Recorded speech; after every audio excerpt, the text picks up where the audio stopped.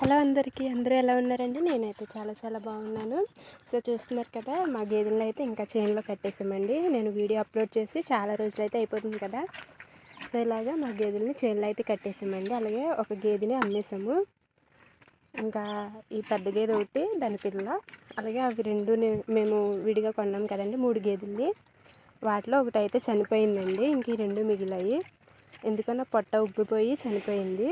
ఆ videos upload చేయడానికి మీకు కుదరలేదండి నాకు. సో మళ్ళీ చాలా రోజుల తర్వాత వీడియోస్ని అయితే అప్లోడ్ చేస్తున్నాను.